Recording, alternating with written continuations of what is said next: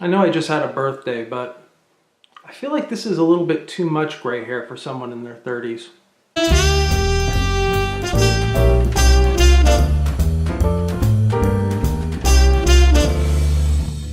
Hello everybody, this is CIT 12. It is week 6 and I really hope that you are not watching this video on Monday and that you actually got to enjoy your long weekend. This week is going to be a little bit different. We are going to clear everything from the schedule and focus on just one activity, and that activity is the practical exam for Microsoft Word. Now, even though it's only one activity, it's kind of a long one, so you're going to be working on it throughout the entire course of the week.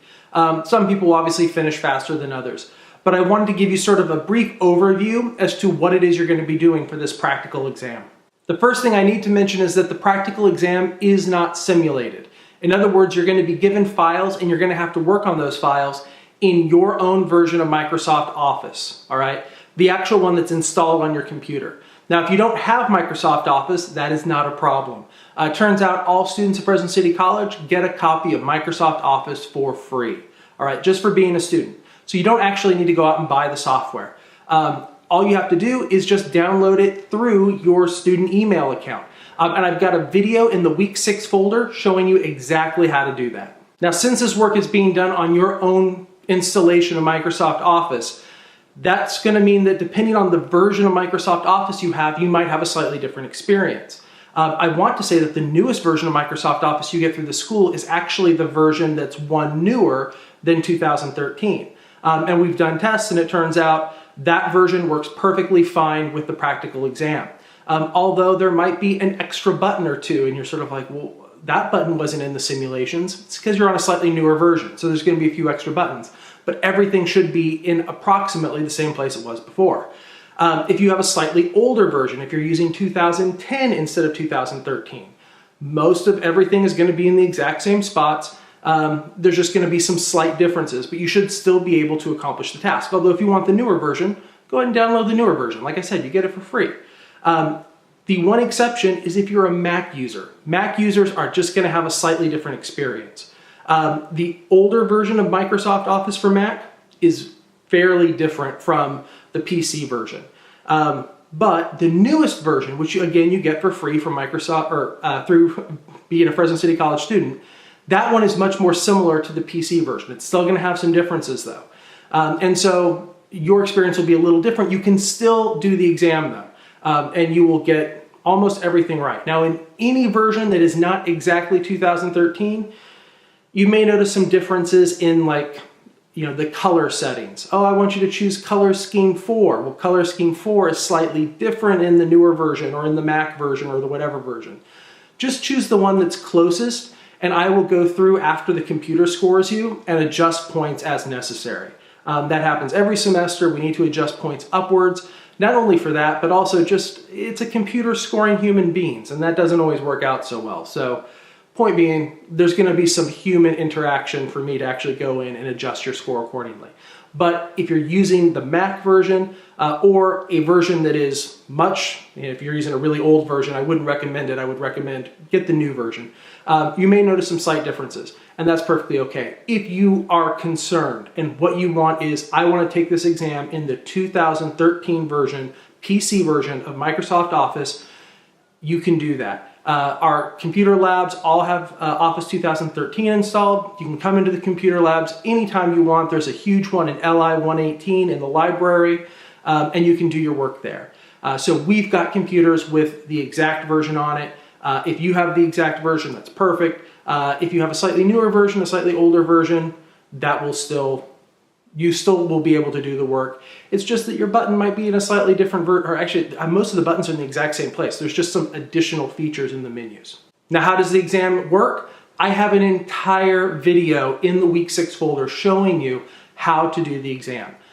Sort of step by step what the process is. In fact, I think go through the first couple answers, but maybe it's just the first couple answers. Regardless, you're going to get a little bit of a head start, a very small head start, if you look at that video.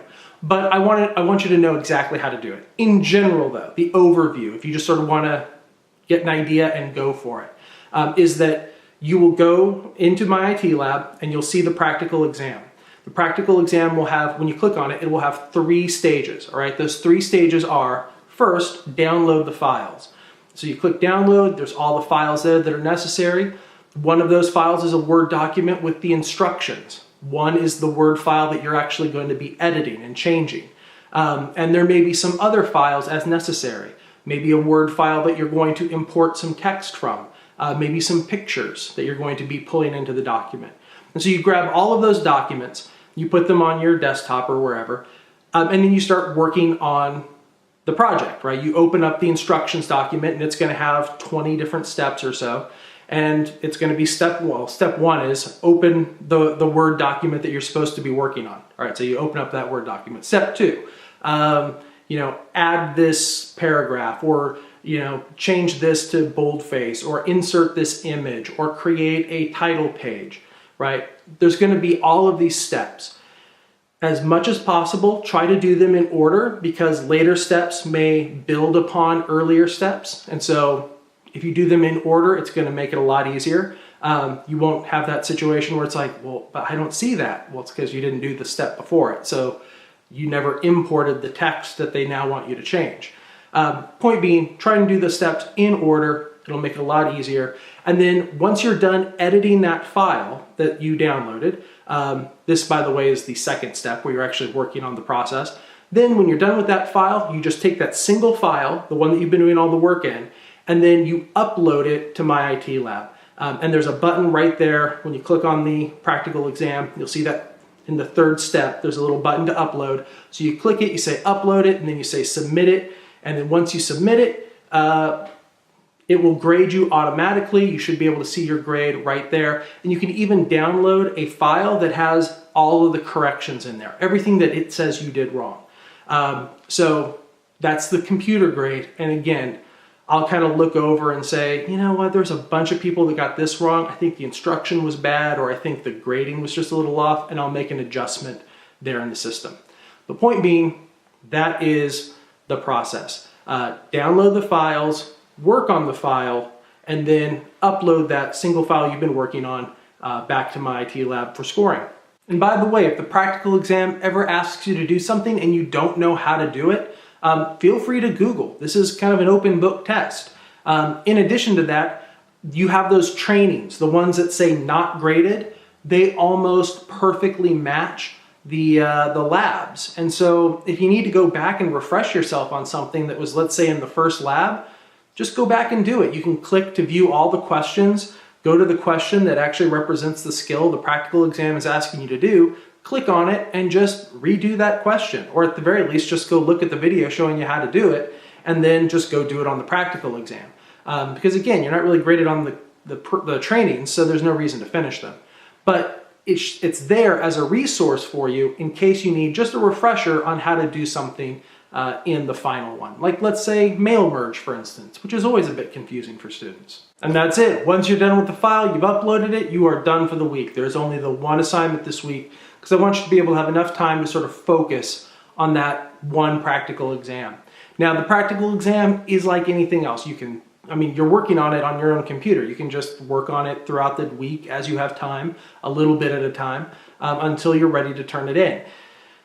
So you can take, as long as you want for the week. Now, if you don't get it done by Sunday, no problem. Like every other assignment, except for the ones in the very last week of class, you have your 1 week grace period. So you can take another week if you need to. Now we're going to move on to Excel and we're going to be doing other things. So I would recommend you try and get it done this week.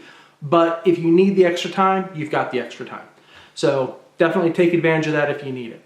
But point being, this is your practical exam, and once you're done with it, you are done with Word. I don't mean that you're like done with Word in your life. I mean, you're probably going to have to use it for other classes. You're probably going to take an English class. Your work is probably going to use it. But I mean, for this class, you're going to be done with Word. And that's it. If you have any questions, feel free to email me, brian.baker@fresnocitycollege.edu, and I will see you online.